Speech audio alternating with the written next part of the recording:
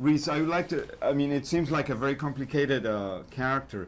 She goes from being like a pop cultural superficial woman to a more deep kind of person. Can you tell us a little about the process of the evolution of the character?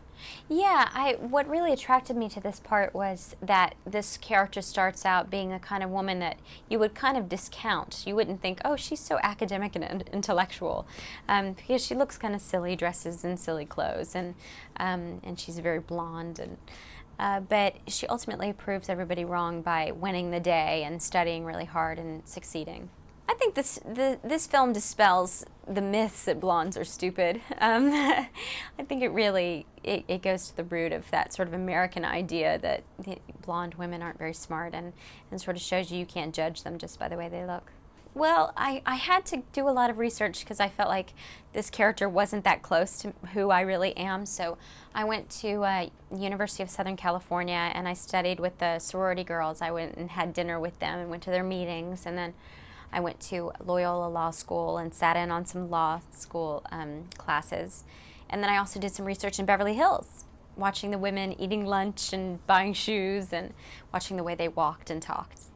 Well, no, I think it's sort of hand in hand. You know, I don't think a comedy can be really good unless you see the sort of dramatic side of it. And I think you have to be able to play a character who makes you laugh in 1 minute, but also in the next minute you can see how vulnerable she is and that she's really, you know, just a human being, and it hurts her when people don't like her or make fun of her. So I loved both of those sides. I had such a great time playing both sides. Well, I think it's just, for me, the way I choose films is I look for films that I would like to see.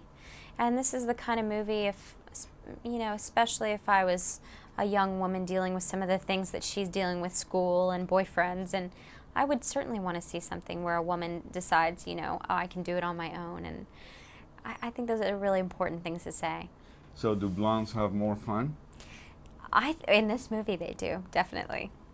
What's the meaning of legally blonde in this case? Can you tell us a little? Well, legally blonde, I mean, she's blonde and she ends up going to law school, so she's legally blonde. Yes, sort of there's it's sort of a rivalry between the East Coast and the West Coast in America, and the East Coast represents very conservative people and the West Coast is more free-spirited people. So my character is from California and she goes to Massachusetts and sort of deals with the snobbery and the conservatism. I think she's certainly a modern woman, and I think, you know, we women struggle with wanting to have successful relationships but also wanting to have successful careers. So I think she manages to show us how you can do both.